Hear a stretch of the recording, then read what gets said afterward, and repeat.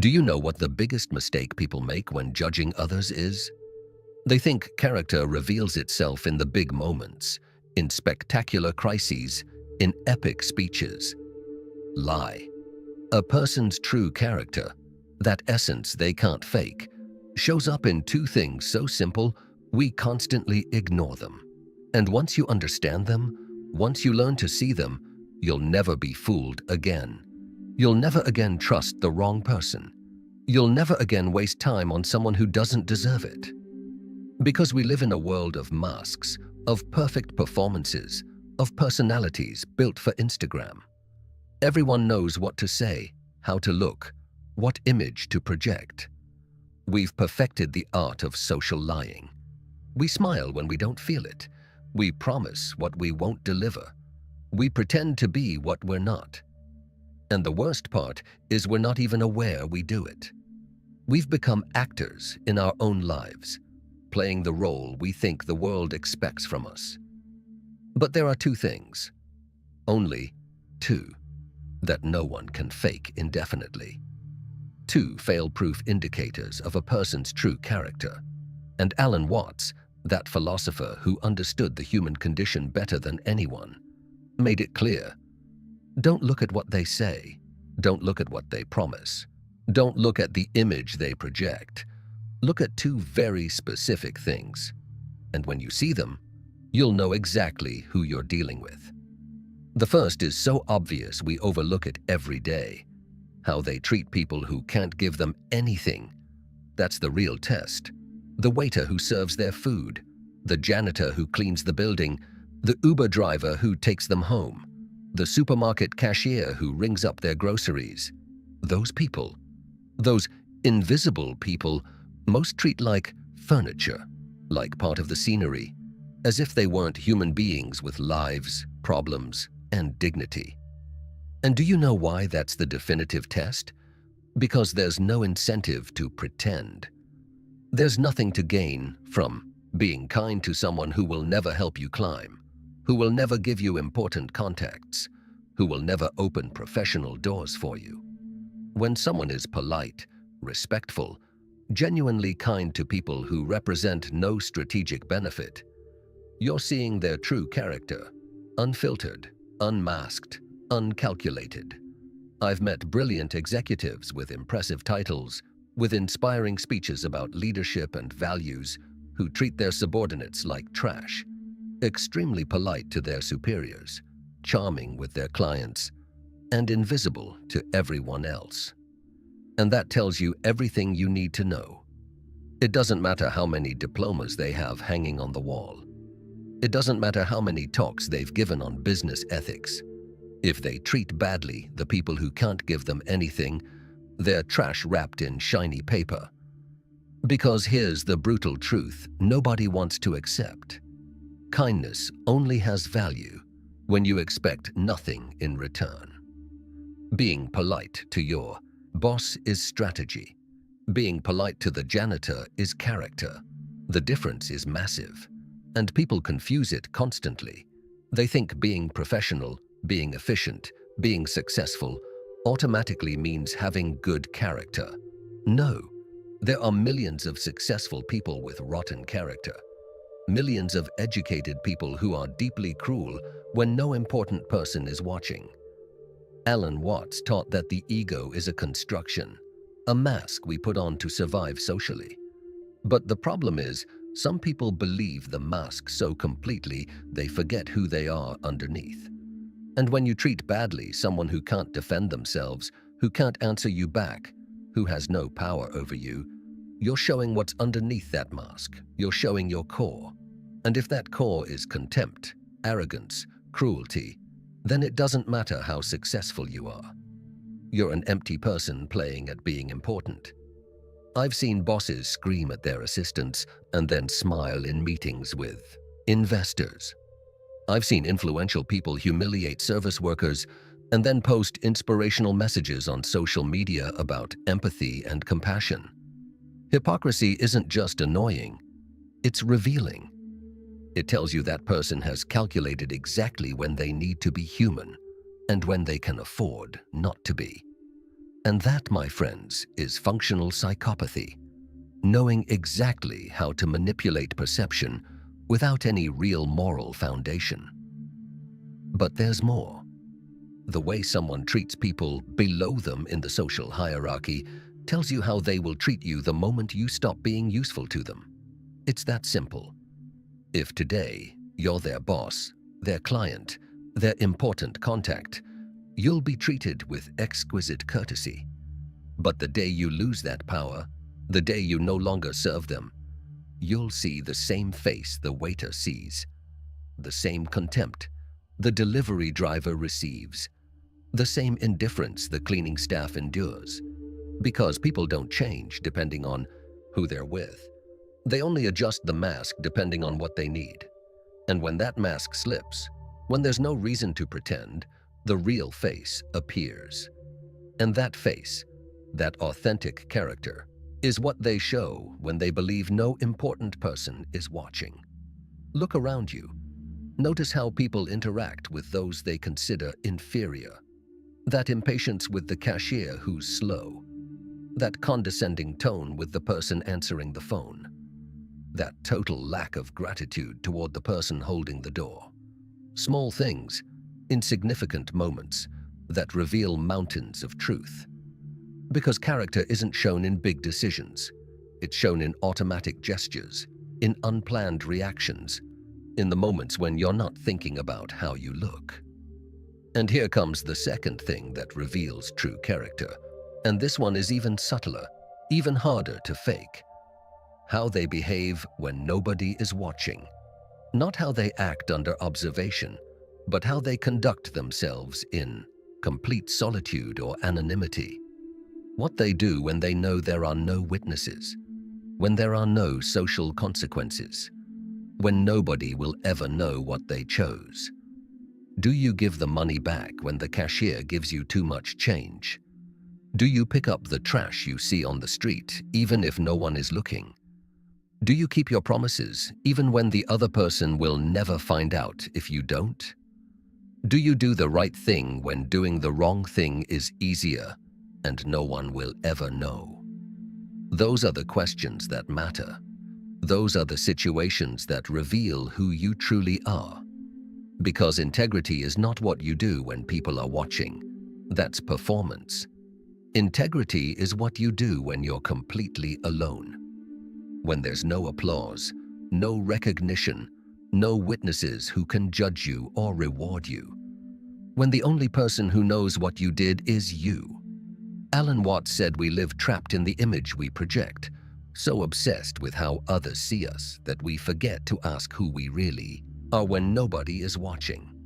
And that's the fundamental question. Who are you in the dark? What do you choose when nobody can punish you or reward you?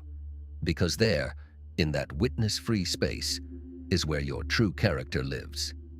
I've known people who are models of virtue in public. They donate to charities, talk about social justice, present themselves as moral examples. And then, in private, they cheat on their taxes, betray their partners, steal ideas from colleagues. The gap between their public persona and their private self is so big, they're basically two different people. And that isn't human complexity. That's duplicity. That's living a lie so massive you've convinced yourself it's true. But life has a curious way of revealing these things. Sooner or later, the mask falls. Sooner or later, someone sees you when you think nobody is looking. Sooner or later, the private version and the public version collide. And when that happens, when the world finds out who you really are, everything you built on that lie collapses. And here's what's interesting. People with true character don't have that split. They don't need to remember which version of themselves to perform, depending on the situation. They're consistent. They do the right thing not because someone is watching, but because it's the right thing. Period. No calculation, no acting. Just principles they don't negotiate, regardless of circumstances. That doesn't mean they're perfect. Nobody is. But there's a massive difference between making mistakes and living two completely different lives depending on who's watching you. There's a difference between occasionally failing your principles and having no principles at all when nobody is looking. A person with true character feels guilt when they do something wrong, even if nobody finds out. A person without character only feels fear of being discovered. That's the difference. An internal moral compass versus fear of external punishment. And that difference defines everything. Think about this. How many times have you seen someone act completely differently with their friends versus with their parents? Or with their boss versus with their subordinates? Or sober versus drunk? We all adjust our behavior depending on context to some extent. That's normal. But when those adjustments are so dramatic you seem like different people, there's a problem. There's a fundamental lack of a coherent identity. Alan Watts talked about the role-playing game we all play, about how we adopt social masks to navigate the world. But he warned that the real danger comes when you forget it's a game, when the mask becomes the only thing that exists, because then you lose contact with your true self, and you start living entirely for appearances, entirely for external judgment, with no internal foundation. And that's a miserable life. Because you can never relax. You always have to remember which character you're supposed to play. There's always a risk that the versions contradict each other. There's always the fear that someone will see you with the mask down. It's exhausting. It's unsustainable. And eventually, it collapses. People with real character don't live like that. They don't have to remember what they told whom. They don't have to worry that their private actions contradict their public statements. Because there's coherence. There's integrity in the literal sense of the word. They're integrated, whole, unfragmented. No split between who they say they are and who they really are. And here comes the part nobody wants to hear. Most of us fail these two tests more than we admit. Most of us treat people worse when they don't matter to us strategically. Most of us do things in private we'd never admit in public. Not because we're monsters, but because we've normalized that duplicity. We call it being pragmatic, being realistic, adapting to the world as it is. But Watts was right. The more you live for appearances, the less you truly live. The more fragmented you are across your different masks, the less access you have to who you really are. And eventually, you become a collection of performances with no real actor behind them. You become nobody playing somebody. And do you know what the worst part is? When you live like that long enough, when you spend years being different depending on who's watching, you lose the ability to know who you really are. Because you've spent so much time performing, adjusting, calculating, that you forgot which parts were real and which were acting. You lose yourself in the process of trying to be what each situation requires. That's why these two things are so revealing. Because you can't fake them indefinitely. You can control how you treat your boss. You can rehearse how you act in public. But in a moment of pressure, when the waiter messes up your order, when nobody is watching and you could cheat without consequences, the truth comes out. There's no time to calculate, to adjust the mask. You react from your real core. And people see it. Maybe not consciously. Maybe they can't articulate exactly what makes them distrust someone. But they feel it. They feel the inconsistency. They feel when someone is genuine versus when they're performing. They feel when kindness is a strategy versus when it's character.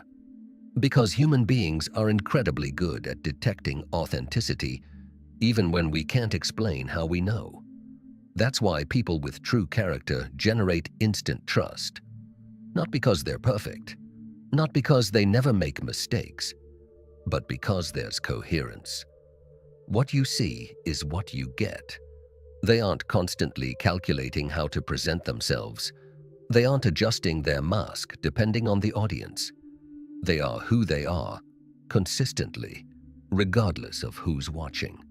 And that consistency, that real integrity, is incredibly rare because it requires something most people don't have: the courage to be unpopular, the courage to do the right thing when it would be easier not to, the courage to treat well someone who can't give you anything in return, the courage to be the same person in private as in public. Because here's the uncomfortable truth: real character is expensive. It means losing opportunities because you aren't willing to compromise your principles. It means being less efficient because you refuse to step on others to climb. It means being vulnerable because you aren't hiding behind layers of strategic performance. But that's the paradox. The people who pay that price, the people who choose integrity over convenience, eventually build something nobody else can have. They build real trust. They build authentic relationships. They build a reputation that isn't marketing, but truth. And that, in the long run, is worth more than all the victories you won by cheating when nobody was watching. So how do you use this? How do you apply these two tests in your life? Simple. Observe. Watch how people treat waiters, cleaners, anyone they consider beneath them in status. Watch whether their behavior changes depending on the power of the person in front of them. And if that difference is drastic, step away. It doesn't matter how successful they are, how charismatic they seem, how useful they might be. Because eventually, when you stop being useful to them, you'll see the same face they show the waiter. And look at yourselves with brutal honesty. Are you the same person in private as in public? Do you do the right thing when nobody is watching? Do you treat well the people who can't give you anything? Because if the answer is no, if there's fragmentation, if there are masks that change depending on the audience, then you have work to do. Not because you're bad people, but because you're living a lie that will eventually consume you. Alan Watts was right. Life isn't a performance, or at least it shouldn't be. When you stop pretending, when you integrate all versions of yourself into one coherent whole, when you treat everyone with the same respect, regardless of their usefulness, when you do the right thing even without witnesses, that's when you start living for real. That's when you stop being a collection of masks and become a real person. And that real person, that integrated, coherent version of you, is infinitely more powerful than any strategic performance. Because it doesn't waste energy remembering which mask to wear. Because it creates genuine trust instead of calculated manipulation. Because it builds real relationships instead of transactions disguised as friendship. This isn't naive idealism. It's long-term pragmatism. Because people eventually find out who you really are. Masks always fall. Secrets always come out. And when that happens, if there's coherence between what you projected and what you are, you survive. If there's fragmentation, if it was all performance, everything collapses. So pay attention to how people treat those who don't matter, to how they act when nobody sees them. Those two things will tell you everything you need to know about their real character. And more importantly, pay attention to yourselves. Because character isn't something you either have or don't have. It's something you build, day by day, decision by decision, in every interaction with every person, whoever they are. And the question you should ask yourselves isn't whether you're perfect. Nobody is. The question is, am I consistent? Am I the same person in private as in public? Do I treat everyone with basic respect, regardless of their usefulness to me? Do I do the right thing even when nobody will reward me for it? Because at the end of the day, when you're alone with yourself, when there's no audience, when there are no masks to maintain, that's where you really live. And if you don't like who you are in that solitude, if there's shame in what you do when nobody is watching, then all the public performances in the world won't change that fundamental emptiness. Build character, not image. Not a manufactured reputation. Real character. The kind that shows up when there's nothing to gain. The kind that treats well those who can't give anything. The kind that does the right thing without witnesses. That's the only kind of character that matters. That's the only kind that survives when everything else collapses. And that's the only kind that lets you look in the mirror and recognize the person you see. If you made it to the end, comment, "I respect myself," and I'll reply to you personally. And if this resonated with you, subscribe to be part of it, and hit like if you enjoyed it. See you next time.